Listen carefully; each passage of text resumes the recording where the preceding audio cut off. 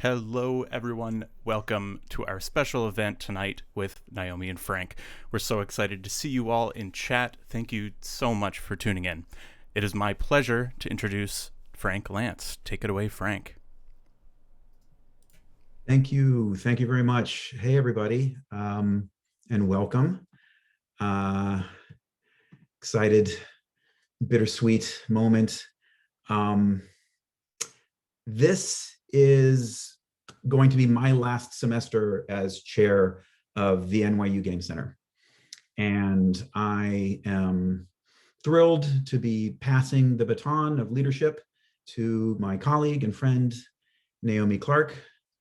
And we want to take this moment to look back at where we started from and how far we've come.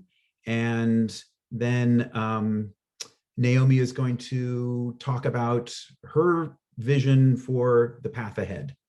So we also want this to be a conversation with you, with everyone who's part of the Game Center community. So there's going to be time at the end for questions and comments, and Naomi and I want to answer any of your questions and talk about any issues that you bring up. So, but to begin with, I am going to talk a little bit about where it all started.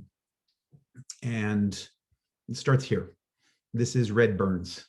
And Red Burns ran ITP.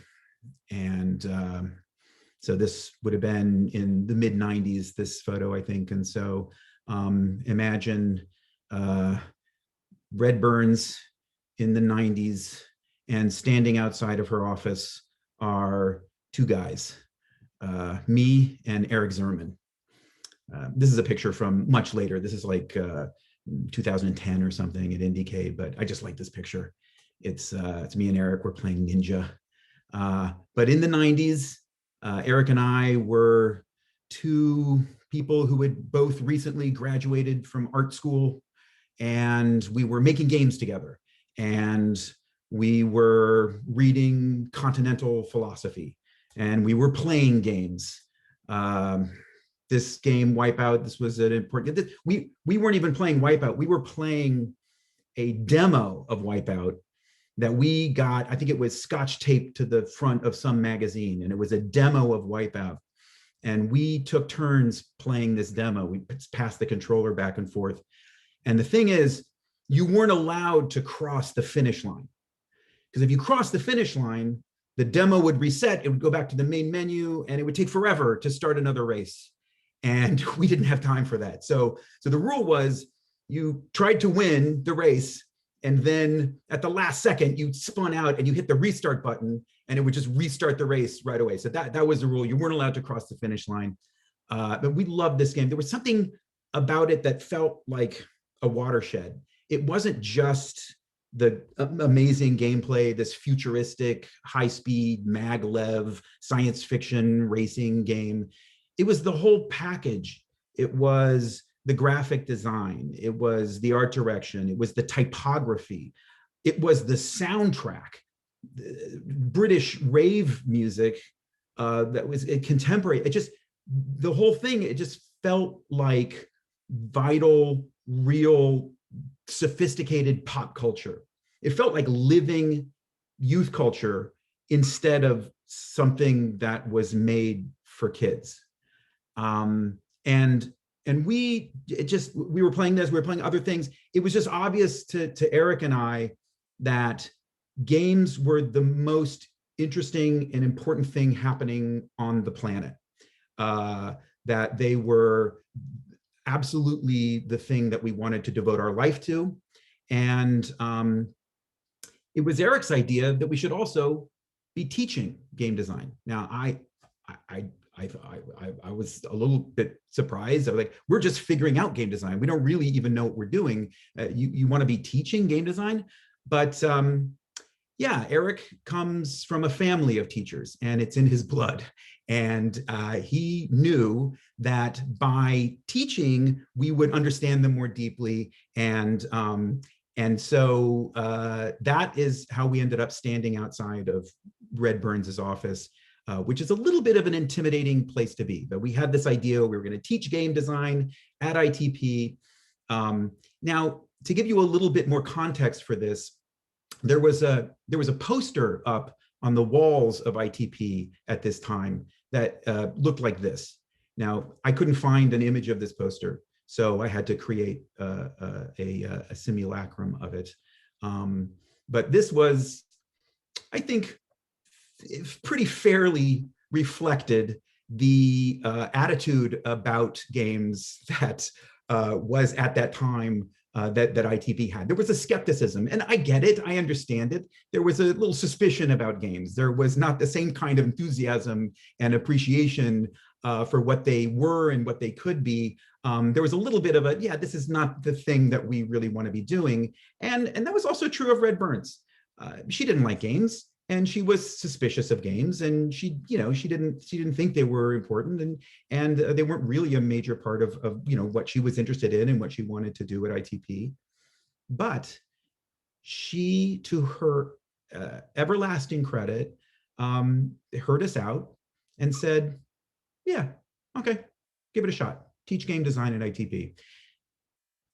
And that was it. That everything else flows from that moment.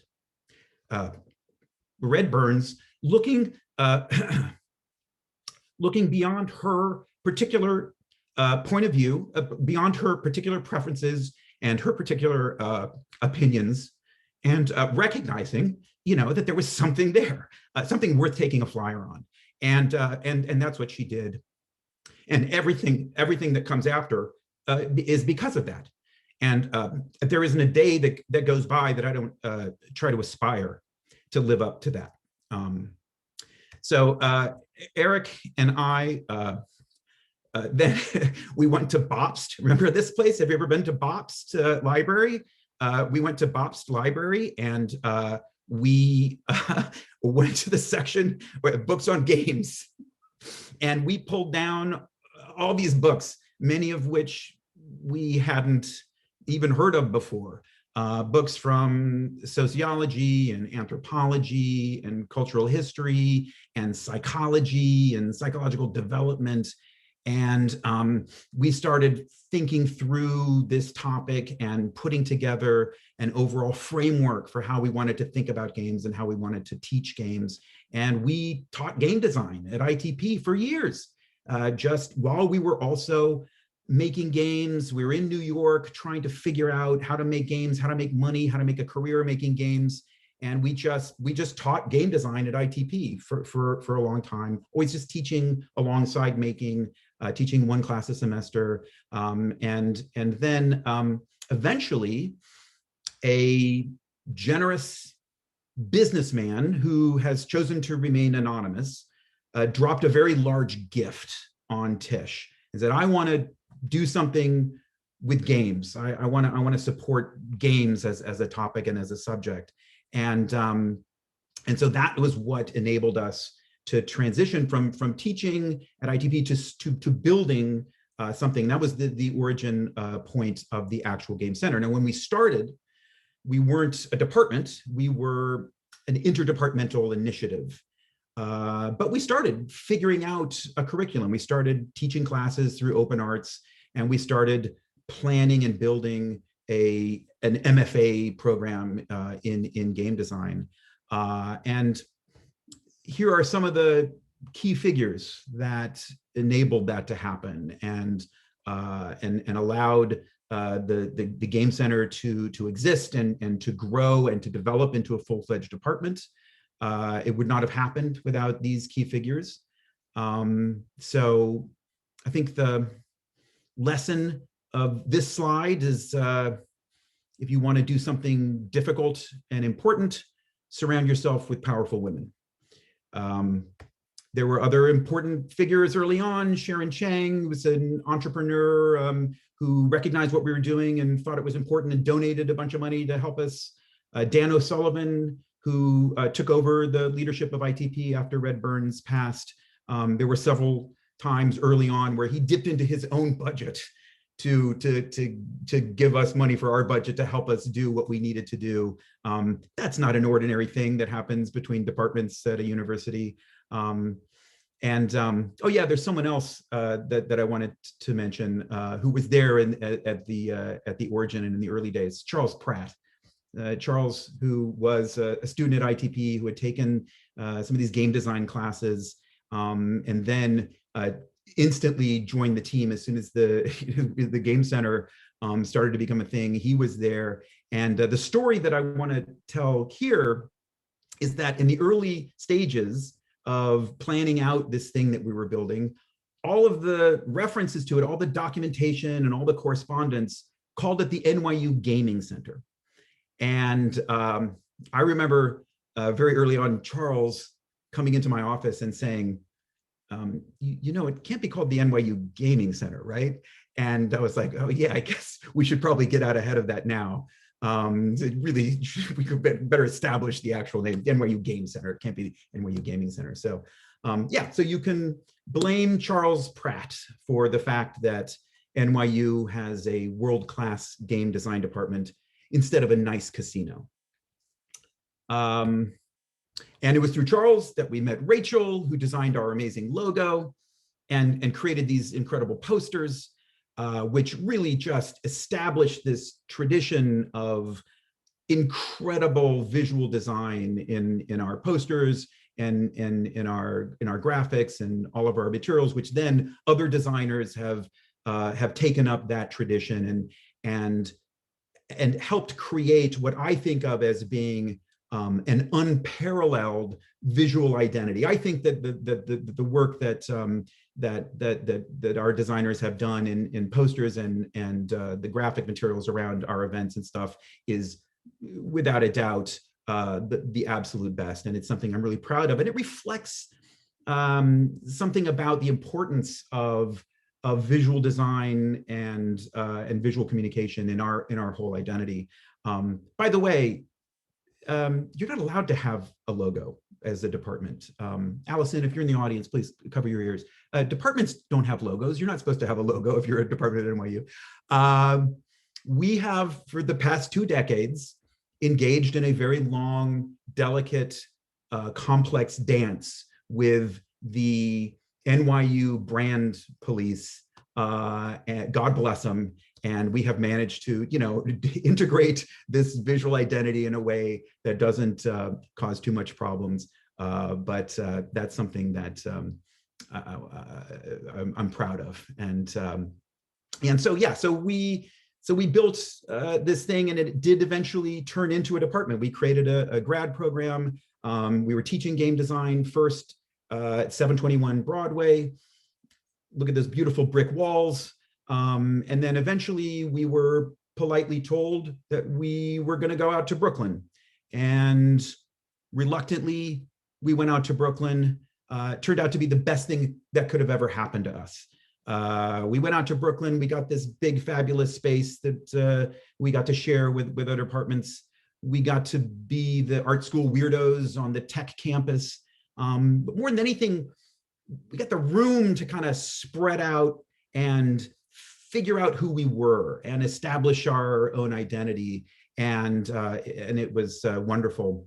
And then eventually, recently, we moved into this brand new building where we get our own floor at 370 J Street.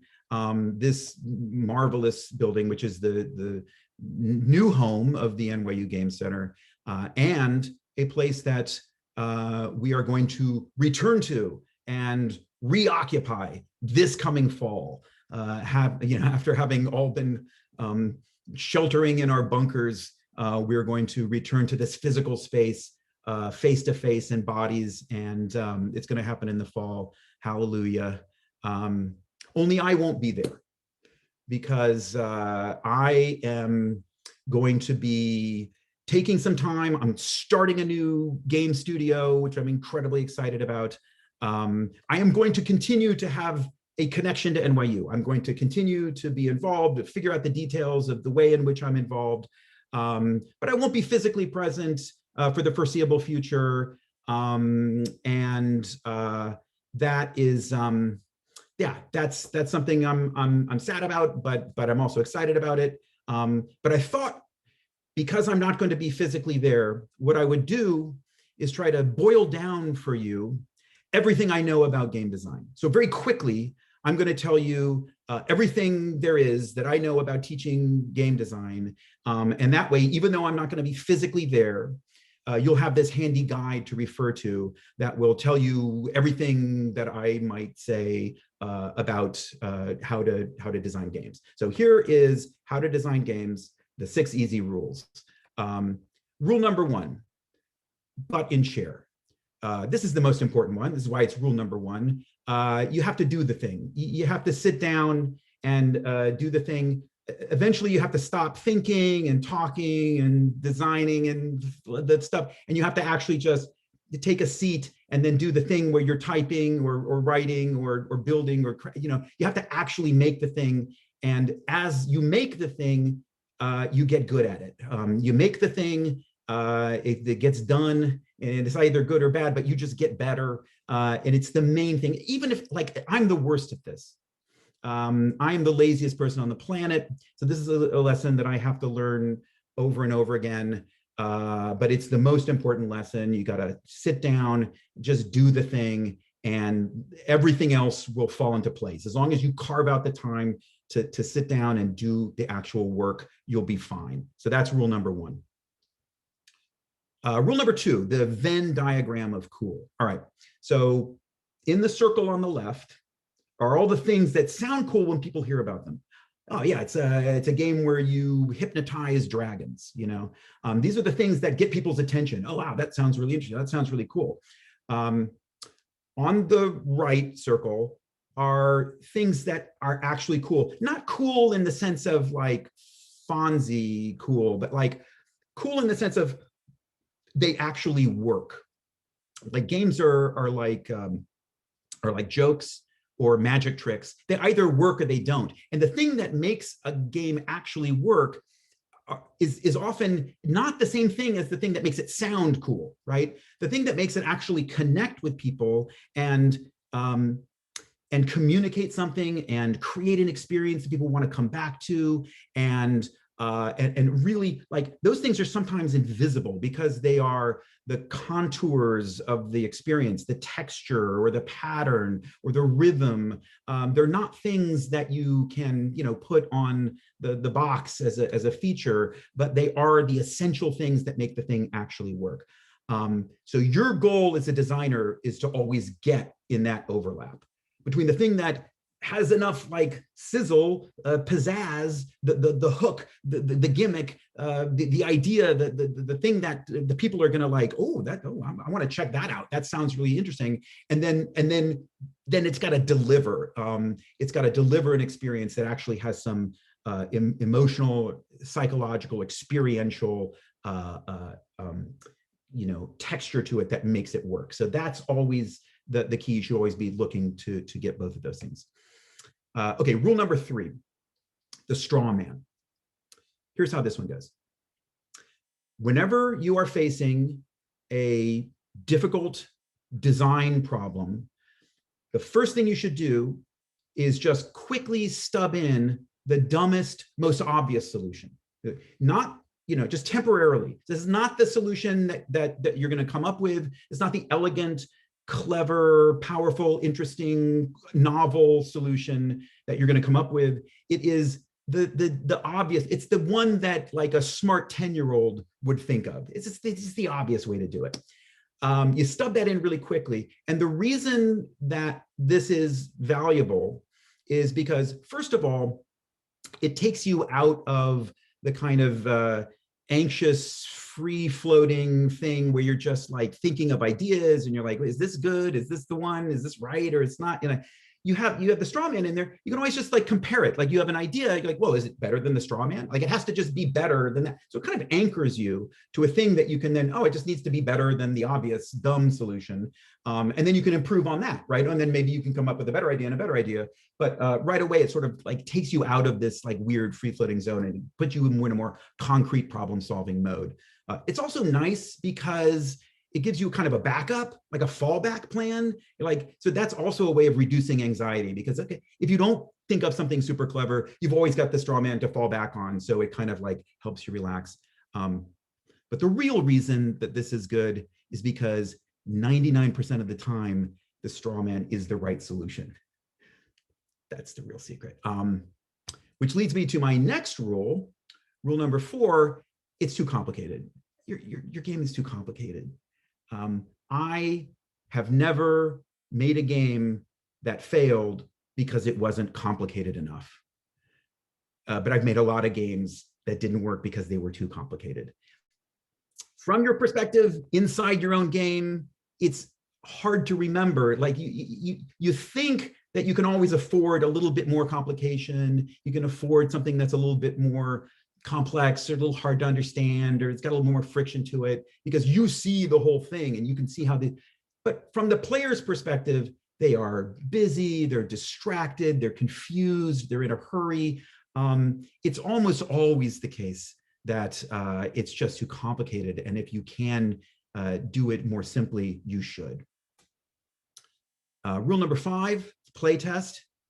This one seems boring. You're like, oh, I know this one. This is, what do you mean play? We always play test. This is one we do all the time. But here's the thing about the people I think don't quite get about play testing. From my perspective, what's the value of play testing, right? The value of play testing is not the feedback that you're going to get, the comments or the critique or the advice or whatever from the players. That's fine, whatever, that's good. But the value of playtesting is that it forces you to make a playable build. That's the majority of the value of playtesting. That just gives you a thing that you have to now make a version of your game that you can put on the table or put on the screen that people can interact with. That's the majority. Then the second most valuable thing about this, about playtesting, is that you have to stand there and suffer while you watch players try and fail to play your game, where they're just like struggling to understand how it works, what's interesting about it, what's good, and you just silently stand there and watch them struggle. That's the real value. That pain that you experience then is the real value. And then afterwards, they're giving you some feedback or making suggestions or stuff. That's whatever, that's fine. Most of it is stuff you've already thought of, but it's really making the build and then silently suffering while you watch players attempt to play it. That's the real value. Rule number 6 is at bats. You just want a lot of them. Games are a kind of a crapshoot. Life is a crapshoot. You just need to make a lot of games, and you need a lot of at-bats, and you got to swing for the fences at every time. Every game you make could be the one. Every game you make, no matter what it is, and no matter what part of it you're doing, whichever game you're working on at the moment, you got to realize this one could be it. This one could be world-changing. It could be spectacular. It could be something really original and interesting and fantastic that finds an audience and makes a connection and just elevates everything every single time you do it. But you just need to do it, and you need to do it a lot. So that's it. Those are the 6 rules. Oh, this one, I don't know what this is actually. I just came across it in my notebook while I was looking for the other ones. I don't know what it means. Doesn't look good. Sorry, but yeah. Anyway. All I ever wanted from academia is to be surrounded by smart, cool, interesting, nice people. And I hit the jackpot. This is the most important thing, is everyone who's ever worked at the Game Center. I already mentioned Eric and Charles.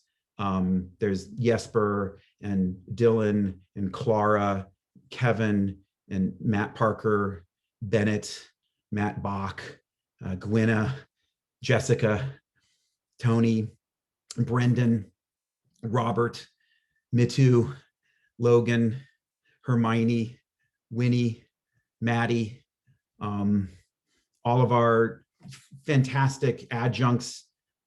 Steph, that's Steph Clark's foot right there in the corner. Steph's foot is going to have to stand in for every adjunct who's ever taught at the Game Center. You are our lifeblood.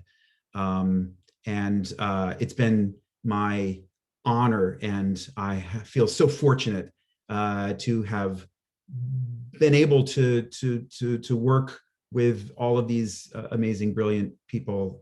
This is the thing that matters the most. Now, there's someone missing from this grid because this is the person that we're going to hear from next. This is Naomi Clark, and I've known Naomi for a long time. From before the Game Center existed, we collaborated. We made games together. She was working at Lego. She was a director of online games at Lego, and Eric and I and Naomi worked together on a bunch of games that are some of the games that I'm most proud of in my entire career. Junkbot, World Builder, Spybot, the Nightfall Incident. And in addition to that, Naomi is a brilliant board game designer. She is a successful author of books on game design. She's also an expert in Zoom and using Zoom for teaching. She is also a gamer with tastes that I would describe as idiosyncratic, perhaps even problematic. This is a custom level that she built in Risk of Rain, that she just built this little machine that is designed for mining really rare drops. She tried to explain to me how it works. I don't know how it works exactly. But more than that, Naomi is the person that I would often go to when I was struggling with a problem that was really complicated, that involved people, institutions, politics, and emotions, and psychology, and games, and other things. She is a deep thinker and someone with a really nuanced and sophisticated appreciation of people and the world and how the world works. She is wise. Naomi is one of the wisest people I know. She is especially wise in the ways of the internet. I would often come to Naomi to help navigate something that was happening on the internet that I needed to understand. Beyond that, also someone who really thinks deeply about morality and ethics, and a person that I would come to work through complex problems in that domain. And so I'm incredibly proud and happy and relieved and confident to be able to hand over the important responsibilities of being chair of the department to Naomi. And with that, I'm going to turn it over to Naomi to talk about her vision for the path ahead. So over to you, Naomi.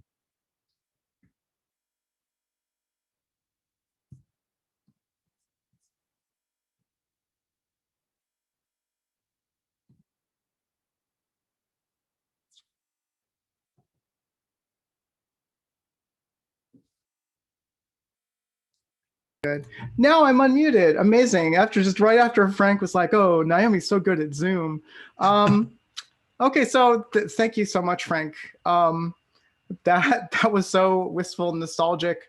I feel, yeah, I can't help but feel a little misty-eyed and sad when we're talking about the great legacy of the past, and now I guess it falls to me to talk about the future, which instead of making me feel sad and misty-eyed, should rightly make us feel like excited and anxious, maybe a little terrified, because Frank has talked about like all the things that we've learned about how to make games, his excellent practical wisdom, and now we have to talk about a bunch of stuff that we don't know yet, that that I have no idea about, right? Like, I'm not going to tell you exactly what's going to happen in the future.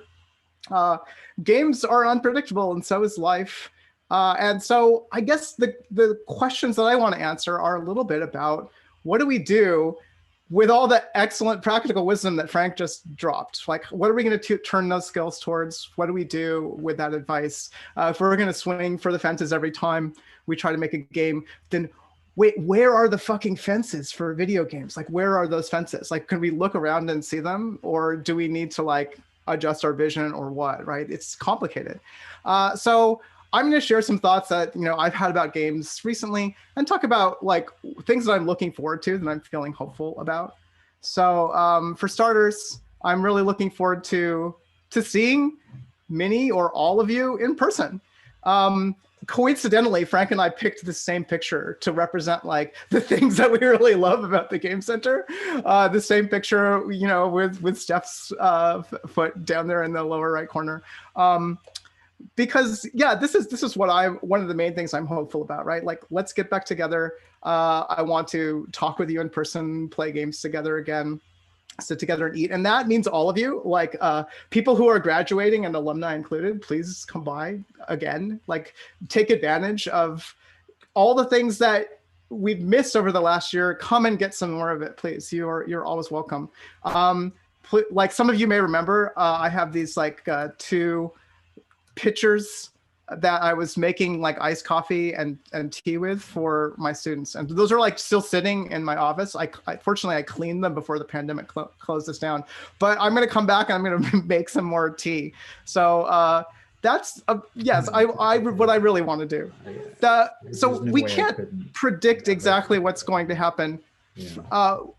Wait, Frank, you're not, yeah, Frank's muted now.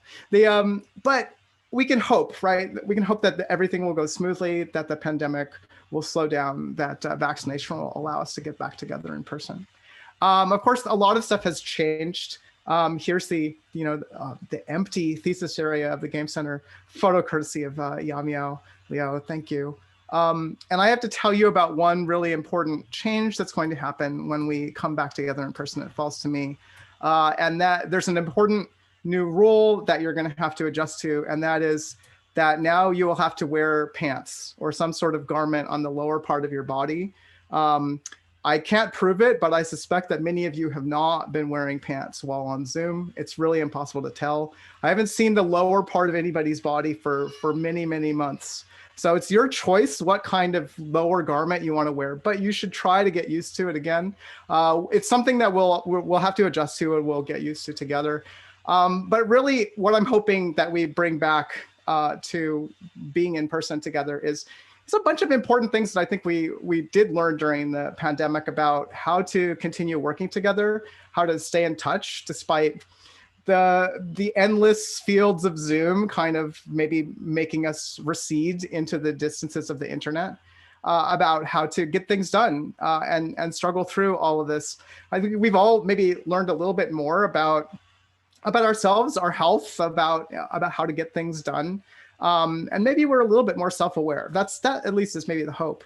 So maybe that will translate into thinking more about how we work together and take care of ourselves and collaborate in person too. Because I think there is something special about how we've been able to collaborate over the course of the pandemic. Especially when I look back across the last year at all of the wild collaborations that have taken place through the Game Center, right? Like here's, for instance, the multiplayer space that a whole class of undergrads and graduates teamed up together, with Greg Heffernan to make this amazing space where we had part of the winter show. If I think back on how the showcase came together at the end of last year, about how in the beginning of the pandemic, a whole bunch of students teamed up to recreate a lot of the Game Center in Haboon. I saw a bunch of you in chat, and I'm so glad that you're still here, right? There's like these types of connections across different programs within the Game Center, between adjuncts and staff and faculty and alumni. All the faces who I still keep seeing showing up at Playtest Thursday, in Twitch chat here, and on Slack. it's meaningful, right? Because games can teach us how to collaborate when we're playing them with each other in lots of different ways, whether we're on a team or whether we're playing a co-op game. There's so many interesting patterns of, nested cooperation and competition. It's one of, my longtime loves in games. But also there's so much collaboration, of course, that go into making a game. It's very difficult, if not impossible, to make a game totally on your own, because you need someone to enact the game. You probably need some help putting all of the finishing touches on the game, and you need to be able to take that game out into the world. And then so around games and the culture of games, there's a lot of potentially wonderful collaboration as well. And I feel like we've really created some of the best that the world has to offer in that regard of the Game Center, and that we can do so much more of that in the future, right? I personally want to be able to look forward to collaborations, not just some of the great collaborations we've had, say, between faculty and adjunct faculty that have brought us extremely cool games like Wipeout, but also between faculty and staff, between students and faculty and staff, like making events, thinking about questions we want to answer through research, or making all sorts of ways of working together. And this is important, thinking about the way we collaborate and the way that we work together.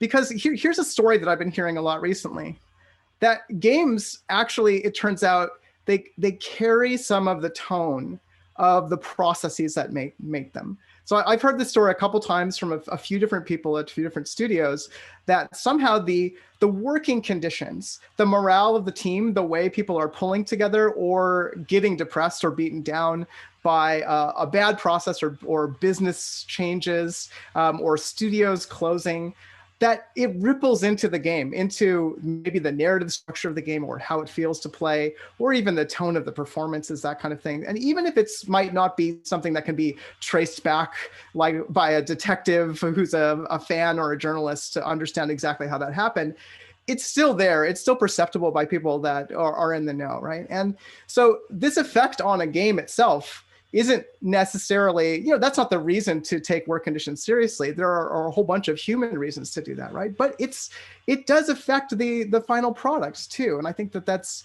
interesting, and it reflects the deeply human concerns that, we have to think about.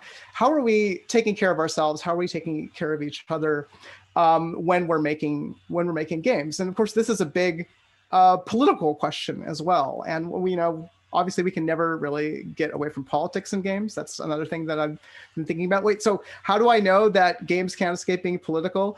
Well, one of the clues is that there's this constant argument about whether games are political that just won't go away. And so that in itself is a pretty obvious and clear case that games are political, because otherwise you wouldn't have all these people yelling about whether something is political or not. Like that argument is in itself sort of deeply political, right? So all of the choices that we're making when we're creating games matter deeply, and that's both exciting and terrifying, right? Whether they're about how you're simulating or portraying something, what story you're trying to tell, the kind of, like, whether you're taking on the risk to tackle difficult subject matter, right? Or whether you're trying to express a vision of a very different kind of world that you would like to inhabit or explore. Like, all of that really matters. And it's scary, and it's understandable to me, like, why some studios might want to try and dodge that question.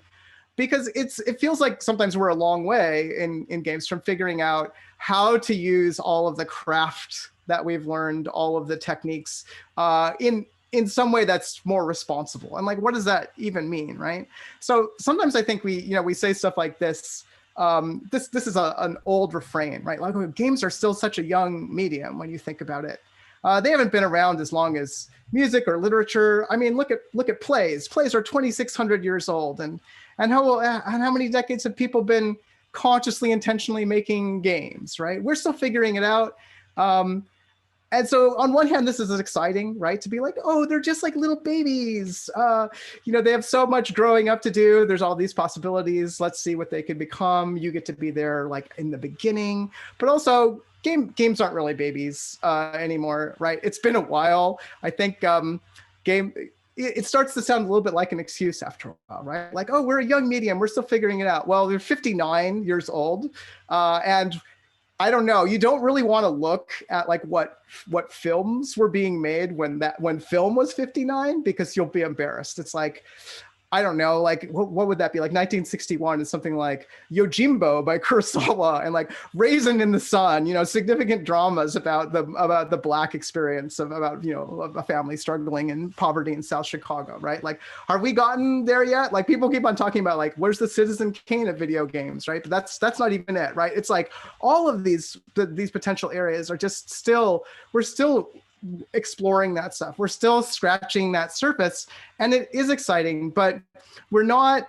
I think part of the key here, and part of where we might be able to go next, is to grow up a little bit more, right? Like so if we're not a really young medium, well, at least we're like you know, a misunderstood teen medium, very, very misunderstood. Nobody gets me. Or you know, God, Mom, stop telling me what to do. You're so annoying kind of medium, like put upon, right? Labeled, misconstrued. We're just trying to figure out who we even are, right? And these are important struggles, right? There's sort of a struggle for identity, which I think has consumed a lot of the ways that we talked about games for the last decade, right? Of like, okay, what really defines games? What makes them special? How do we communicate what games are to the outside world? How do we express ourselves? Like, how do we, you know, where do we put our bangs over our eyes? I'm like totally calling myself out with this picture anyway. You know, like to make it clear to the world what we are and what value we have. But at some point, you just have to be confident about it. Just be like, look, this is who I am. I'm going to go out and do things in the world. Because the questions of like just defining who you are and making sure people know that you're special, they're a little bit of an inward turning struggle, right? And in Japanese, we have this term chunibyo, which literally means 8th grade sickness. And it refers to the period of time when you're like 13 years old and you believe that you have psychic powers, because really nobody understands that you're a changeling from another dimension who was adopted by these boring human parents who you're not sure if you're related to at all, right?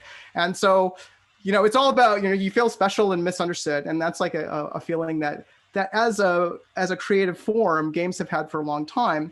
But even if you do have psychic powers, right? Like even if you're like, I can bend this spoon with my mind, just you have to wait 5 minutes for me to do it.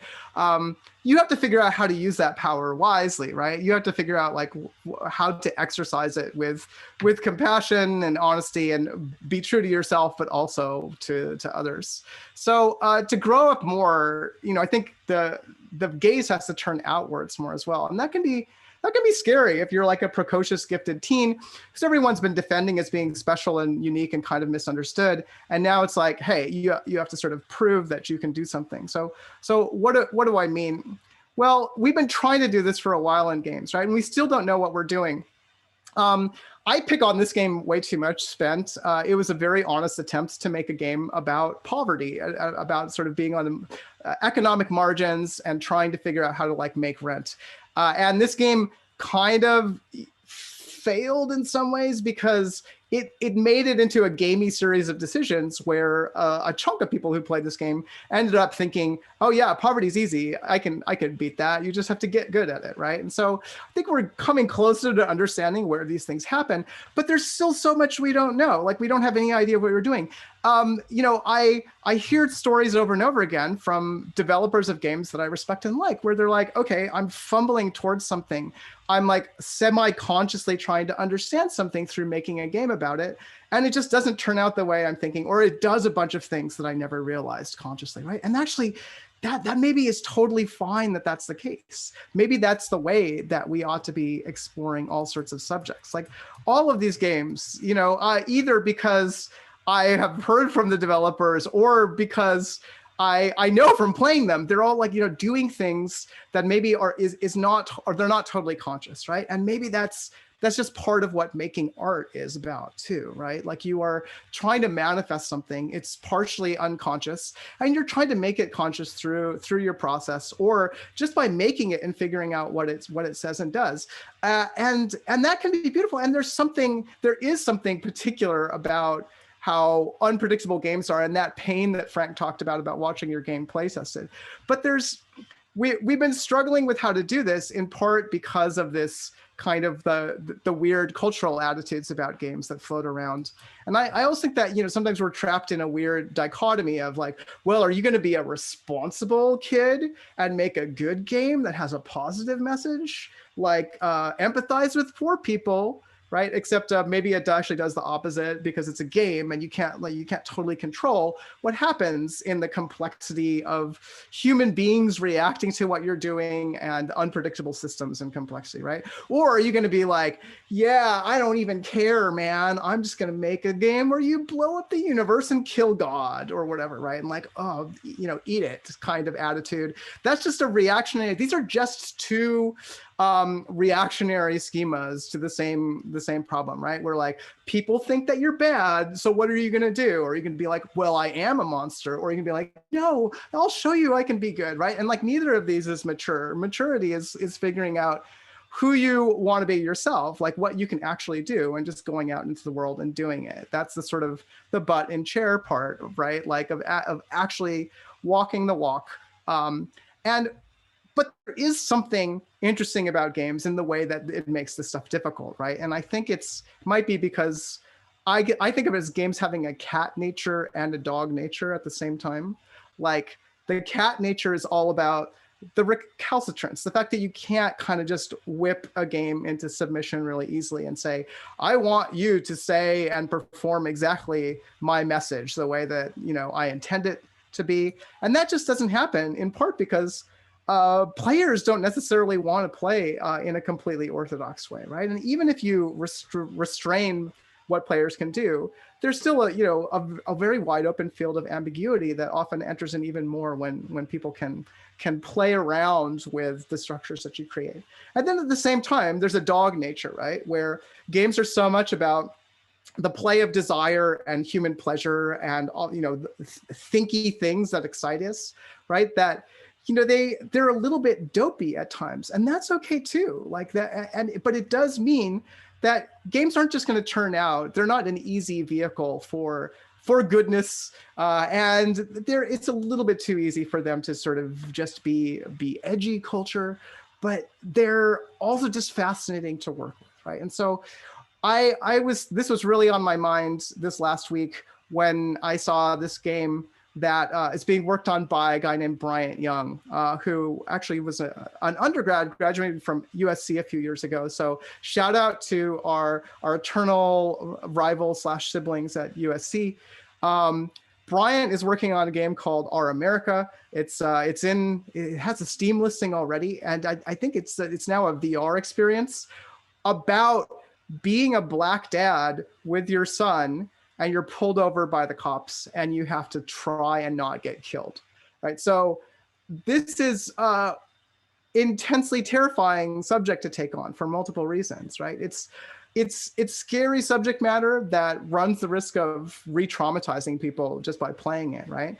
And also it's scary for those of us who understand the ways in which trying to play with and create like interactive choices around subject matter, all the ways in which it can potentially go wrong. And Brian has already like been getting a bunch of flack from people who maybe like feel like, oh, games shouldn't tackle subjects like this, or like, how are you even going to pull this off, right? Like if you say you have to do all of these things correctly in order to not get killed by the police, then are you blaming people for not doing those things correctly, right? Or if it's impossible, and currently the trailer does kind of give this vibe of like, oh my God, you can just get killed and not even know why, right? Like what kind of message does that send, right? But at the same time, this is an autobiographical piece, right? Which is based on his experiences as that kid in the car. And so to some extent, it's difficult for this type of project to be in the public eye, but I want to hand it to him for actually taking this on and trying to figure out how can you express a nugget of something painful that's inside yourself through a game where you sort of want to be able to express what that situation was like, right? Or think about like what the position that your dad was in, because this is real shit that's happening all the time, right? And we could try to ignore it. Games could try to ignore this stuff. but there's a real loss there, right? And here's the upshot. If we don't think about how to apply what we know to these type of subject matter, then people who make interactive experiences but don't know that much about games or play or all the things that we've thought about, or all the things that Frank said, are just going to do it instead. And then we're going to be like, I guess so we have to go make another game that's purely for entertainment. So I think it's a tough, difficult thing. I don't envy the position that Bryant's in. And I think even people who we look at as being like the state of the art, right? Disco Elysium has gotten so much praise for telling like a complicated, nuanced story that's also sort of full of pain and imagined futures and politics and like a novel's worth of writing that actually has some prose style, right? But then at the same time, it's still sort of thrashing around with a whole bunch of stuff where I'm like, what are you trying to say with this the drug system where you can like offset your morale and endurance losses by taking pills because you got addicted to speed? Like there's all this sorts of just weird junk that's still in there too, right? And that's like what games are at the moment. We are still thrashing towards figuring out what we're doing.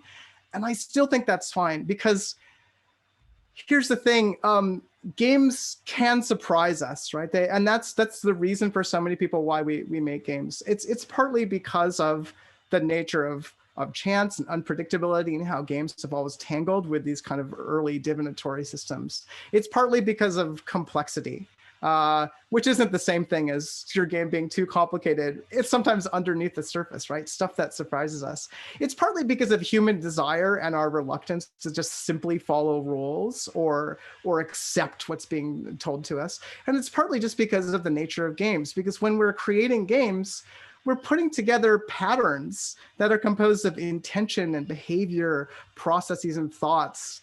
And those patterns aren't self-aware. They're not conscious like human beings are, but they're little devices made of thought that we're crafting them precisely so that they will get entangled with the full panoply of human consciousness and feeling, all of the variety of experience that can be caught up in play.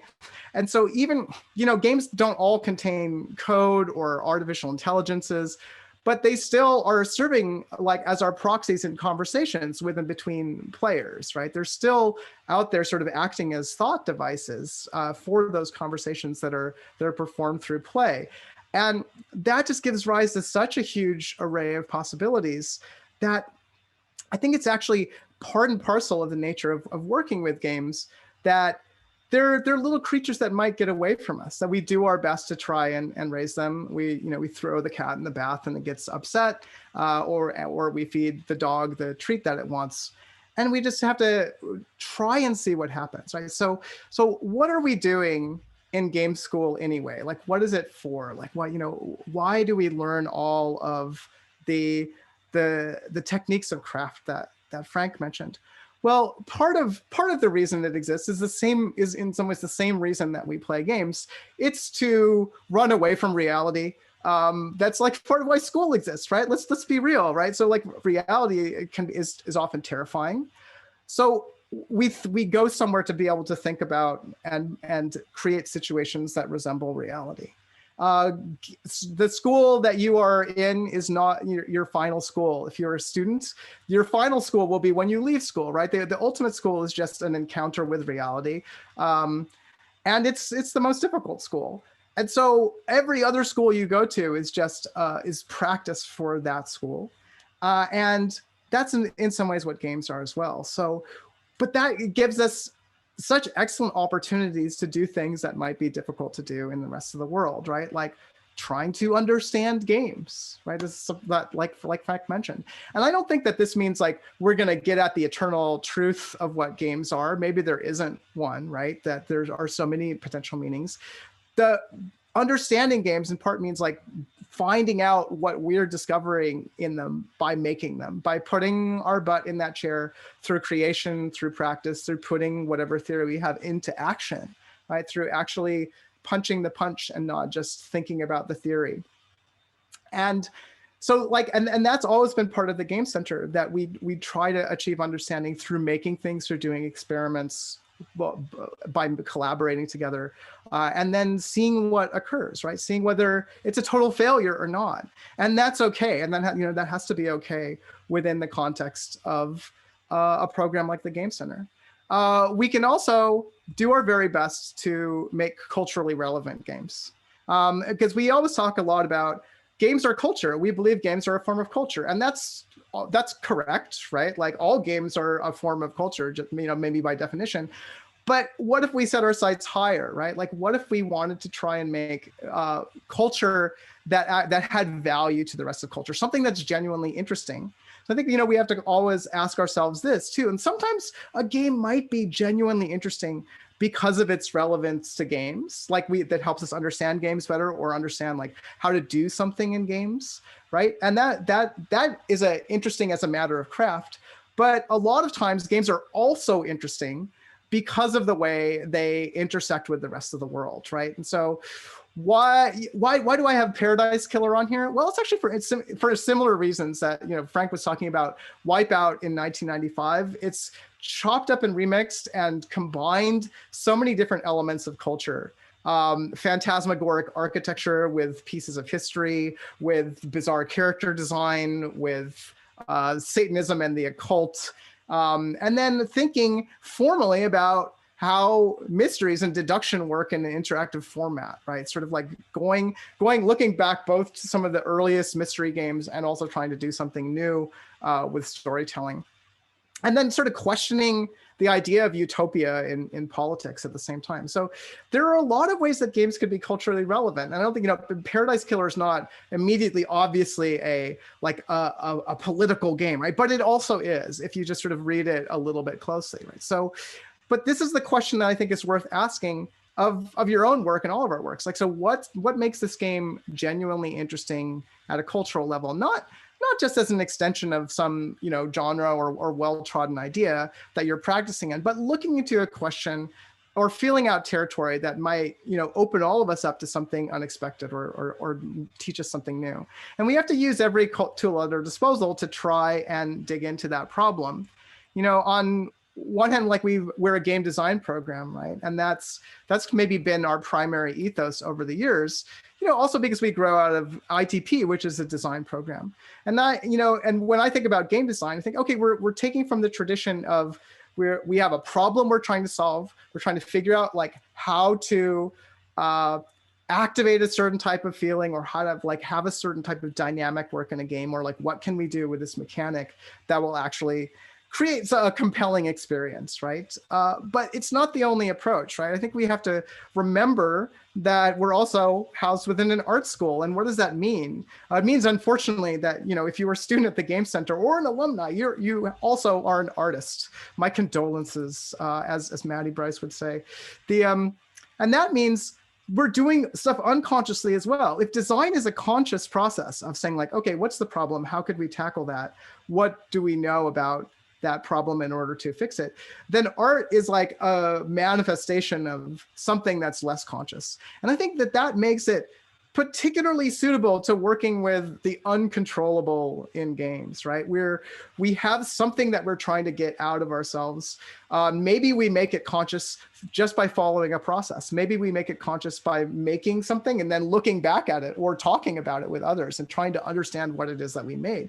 But we try to bring it into the conscious light, and then that's how we find out how it's relevant. So like, both of these approaches are important enough that I don't think we can ever lose sight of either one. And then, the third guest at the table is going to be the commercial world, right? Because we are still struggling to survive in capitalism and make a mark on those structures, right? The large edifices of taste and culture that are shored up and built up and torn down by the movement of money is the backdrop. It's the ocean that we're trying to surf on. And so thinking about the meaning of what we're doing relative to all of that, not just because we want to survive and have jobs and all of those things, but because that's a huge part of the context. We have to do that too. And so there's no one single approach to all of this, right? But we have to use all of these tools. And you know, the last thing I want to say is that there's not just a single path either, right? It's not all about like learn to make a game on your own, do all the jobs, or maybe have a couple collaborators and just sort of continue hacking away in isolation at like crossing off things on your to-do list and figuring out how am I going to make the next indie game hit, right? Like I personally don't want that to be the model. I think we have to think more expansively, just as I was saying, like we have to stop just sort of looking inwards to try and nail down like, okay, let's establish what games are. Part of how we establish what games are is by going out into the world and doing it, right? And also by reaching out beyond games, right? Sort of like thinking expansively about where games could go.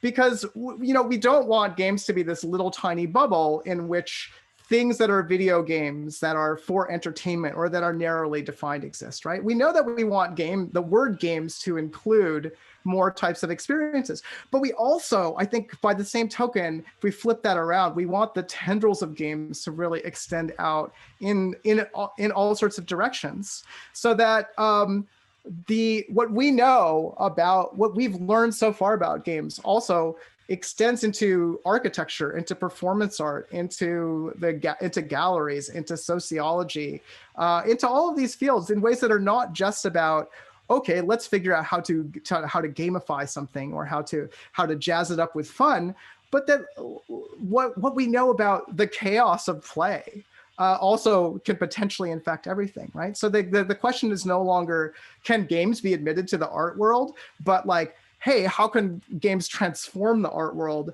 so that we think differently about art, right? In ways that other art movements have already started and that we might be riding on, right? So yeah, it's about like not just hunkering down, right? But going out into the world and showing the world who we are. Yeah, and I think that's where I want to leave it. And last thing about collaborations, I want to say thank you to the Game Center faculty and staff, all of you who contributed notes and ideas, because it turns out this was indeed actually a deeply collaborative talk. These aren't all just my ideas. I talked to a bunch of people about their ideas too and synthesized it into this talk. So it's not all me, it's actually represents a crew of people. Thank you all so much, and that's it for my talk.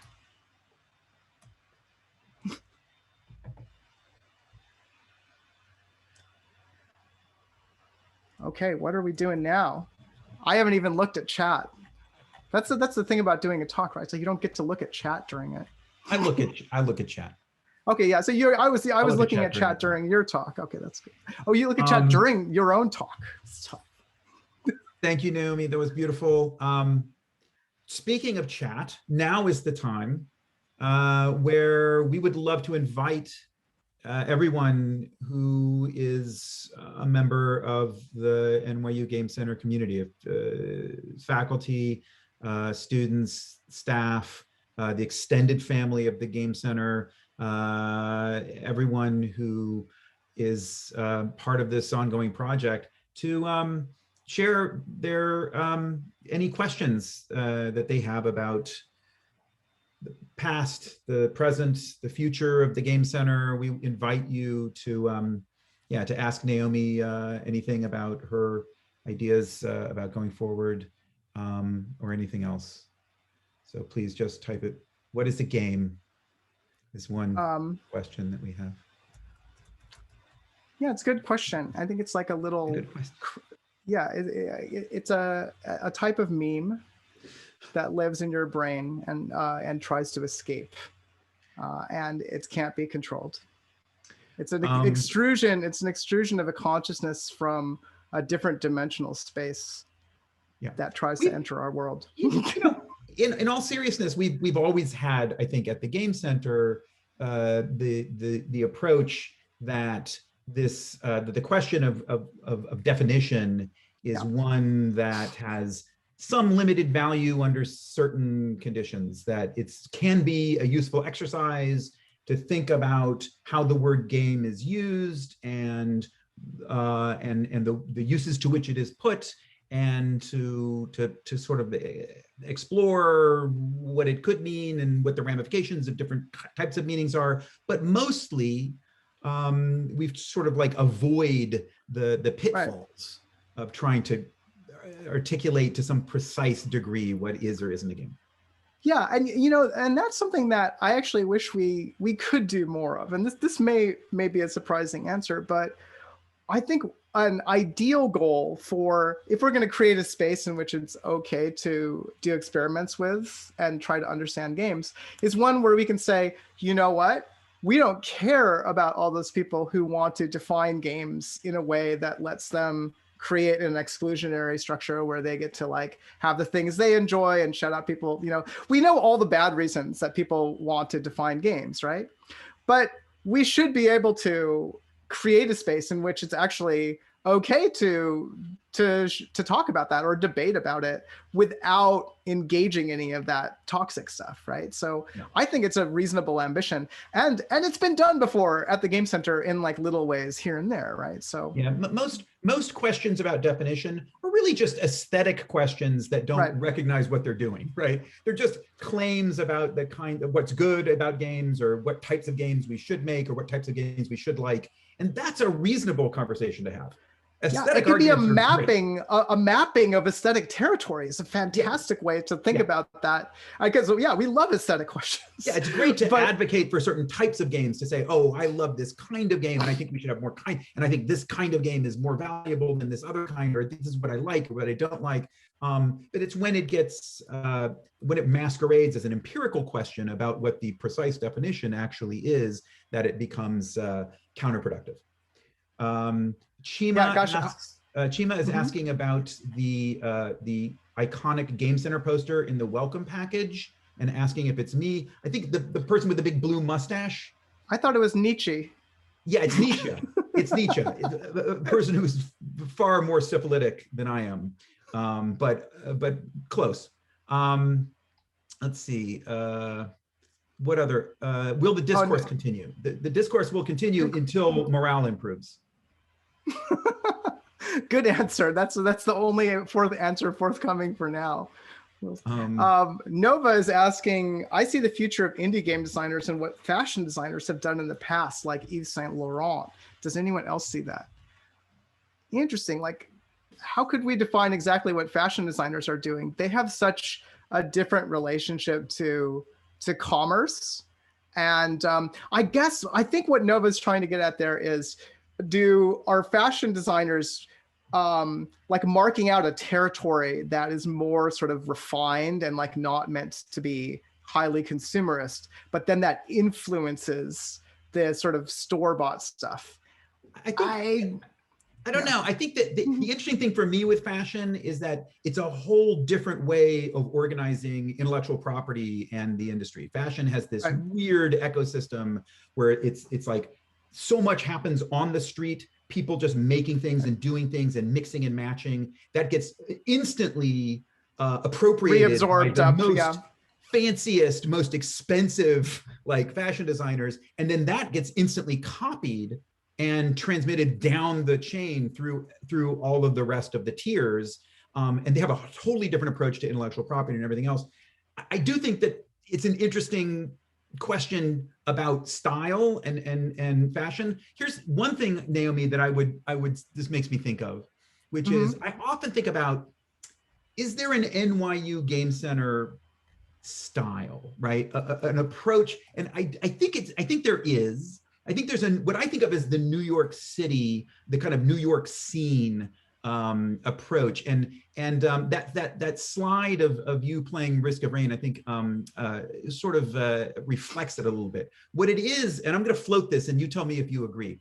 What it is a deep appreciation of the most sophisticated, intellectual, avant-garde aspects of games, and a deep appreciation of the most primal, visceral, commercial, vulgar aspects of games, and a general dislike of everything in between. Yeah, I would describe that as, that style as degenerate aesthetes. Yes. Yes. Degen aesthetes. Yeah. Yeah, degen aesthetes. So that's the name of our new sports team, esports team. Our new esports team. Yeah. Right. And that's kind of like, look, again, nothing but love for our friends over on the West Coast. USC, Tracy Fullerton is a New Yorker in her heart anyway.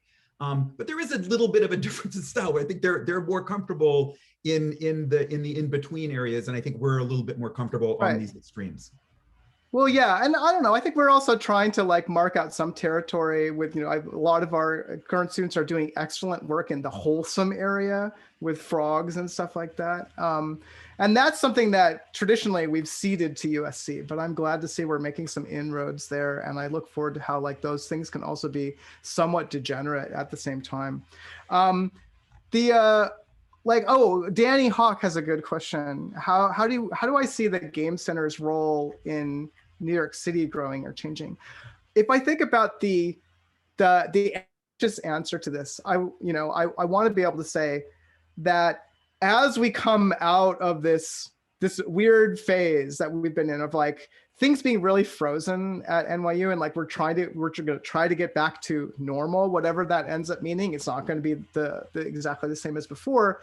That we want to have like expand and have more of a presence and do more collaborations between like inside the Game Center and other organizations that are in Brooklyn and beyond, right? Like we've had some such good connections for a long time with folks like Game Devs of Color, right, and Baby Castles, and I think we just want to make sure that those stay strong and that we can do more of that stuff. And honestly, I think in order to do more of that stuff, we need more people to be involved as well. So I'm just going to put it out there right now that like those types of connections to community, we can support them as a department, as an institution, but also like individuals have to be involved, right? Like we wouldn't have been able to really stay good and connected to Game Devs of Color for years if not for folks like Brian Chung and Sean Alexander Allen and Kat Small, and also like Robert Yang on at the Game Center as well.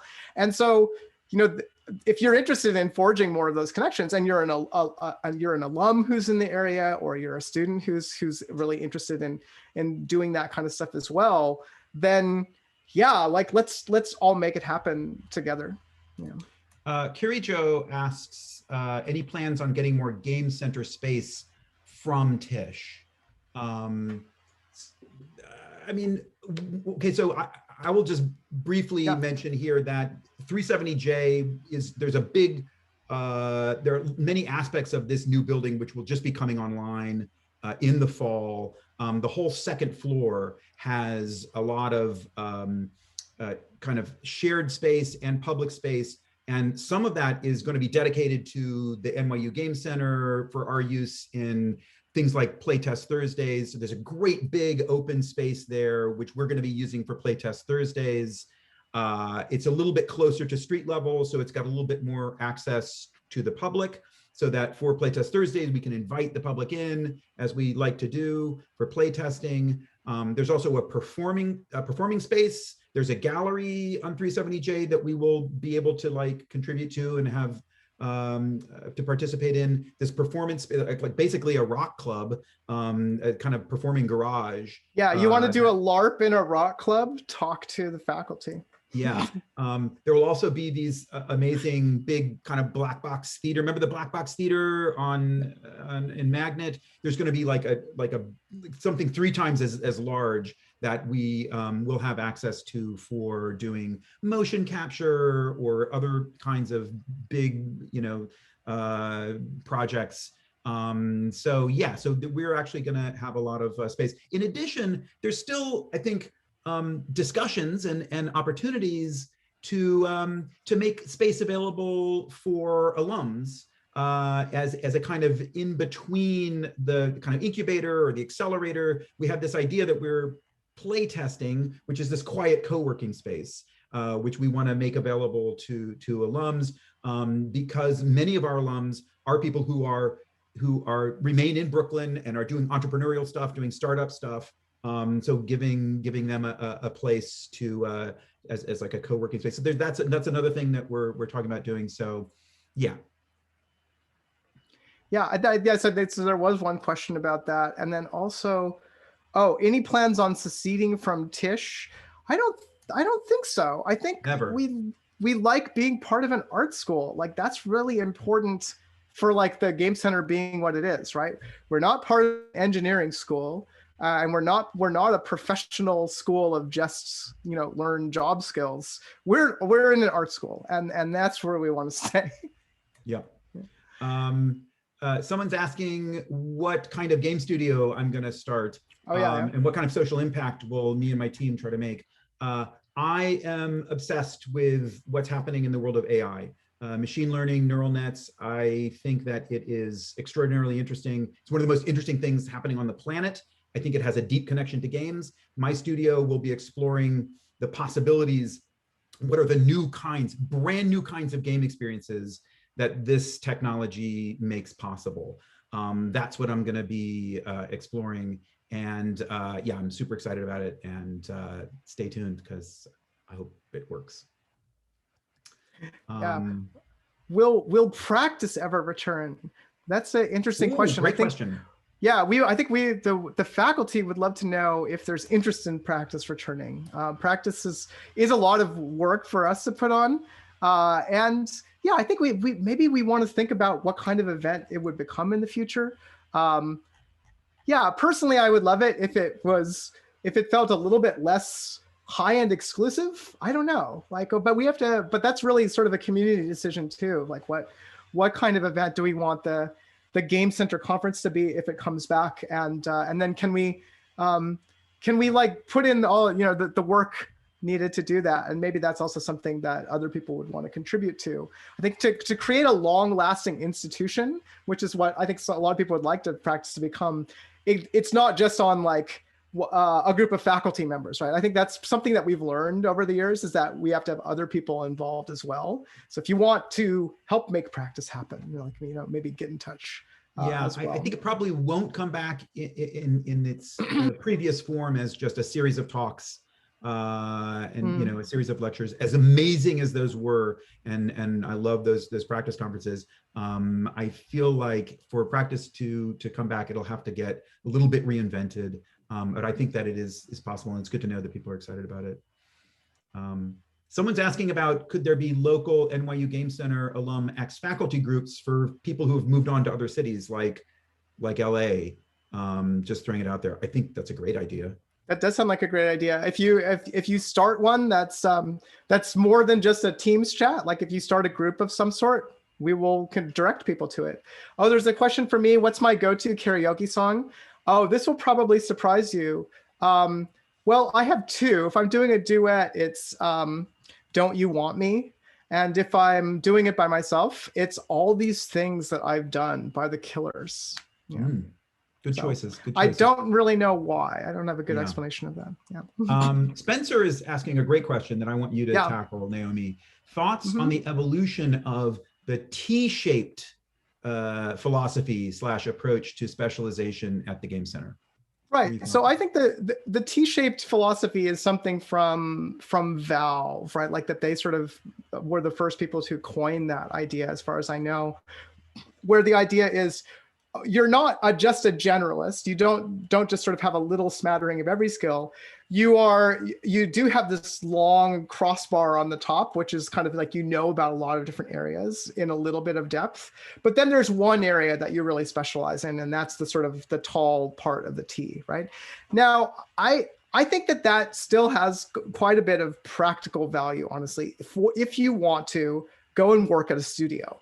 And I think that's, yeah, like lots of different sizes of studios potentially as well. It's just a nice practical way of looking like, how do I market myself to people who might want to be hiring a team member?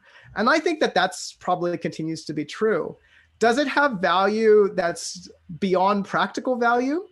Well, I think that maybe depends a little bit more on what drives your own curiosity, right? Like, I think there definitely is value in specialization and understanding some area really deeply, if you want to, right? But there's indisputably also value in generality. Yeah, I don't know. Like, so if you were come to me, you know, to office hours and you're in my advising and you're like, what should I do? I'm worried about getting a job. It might still be the case, but I don't think it's it's not a universal philosophy, because I don't think every single person who studies games and making games necessarily wants to go into studio practice, right? It's quite possible that if you end up collaborating with a small group of people who have shifting roles from project to project, and and you want to work in a more of a workshop model, that you could all be kind of spiky O-shaped people, right? And if that's and that's I think potentially a viable model. But like the reason that I put commerce in my talk at all is because, yeah, it's useful to know like what the shape of jobs out in our sort of late capitalist industry is like, right? And so that I think still holds true. It's still practical advice. We have a couple more. I think we have time for a couple more questions. One is, what kinds of faculty members are you interested in hiring in the future? Asking as a way to gauge the values that you think the Game Center should embody moving forward, which is a question from Julian, apparently. Hi, Julian.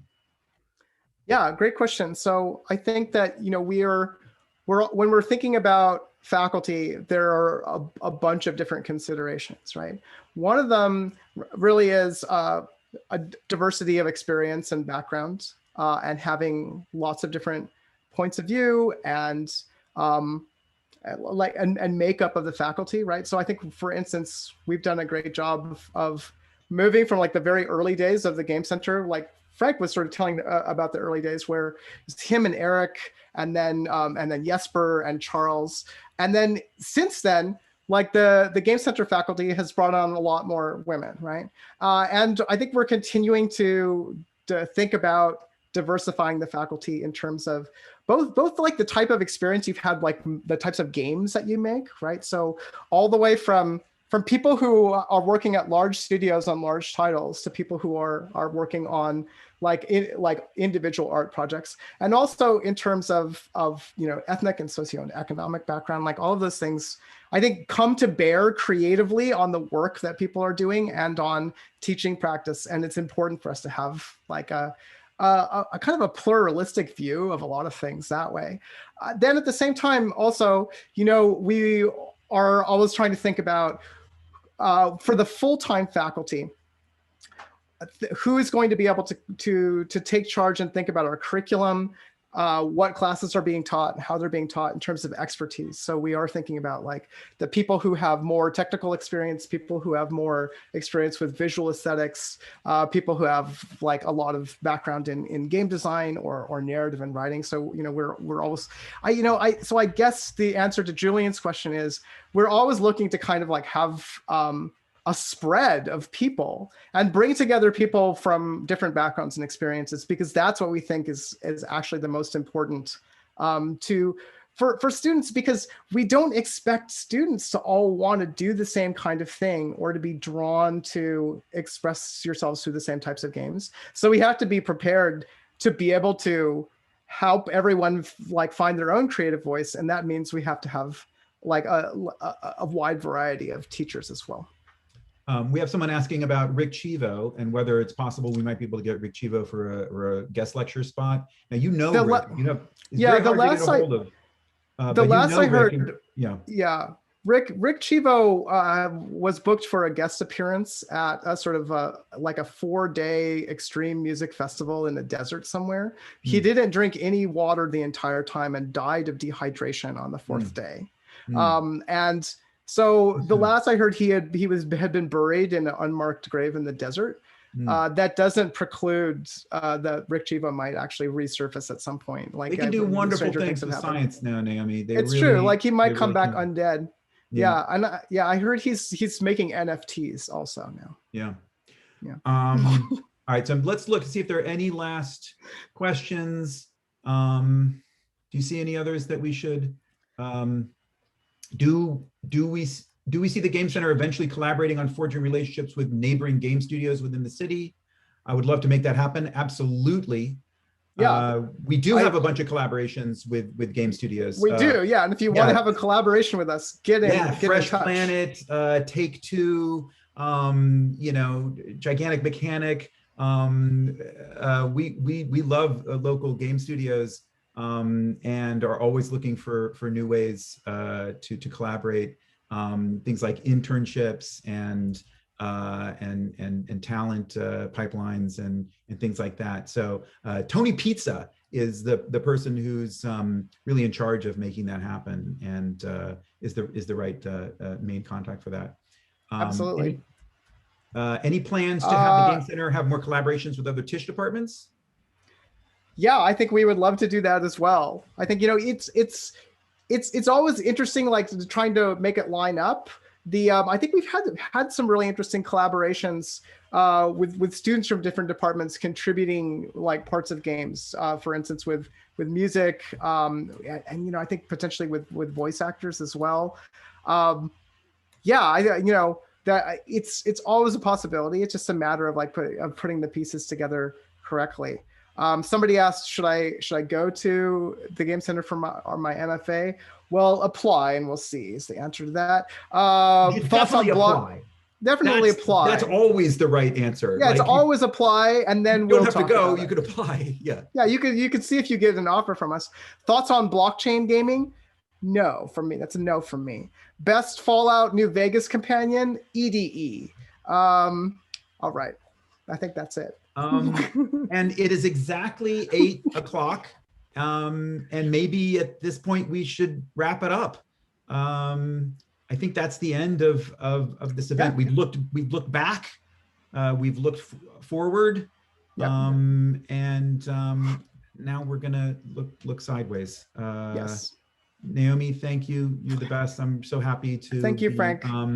handing the baton to you.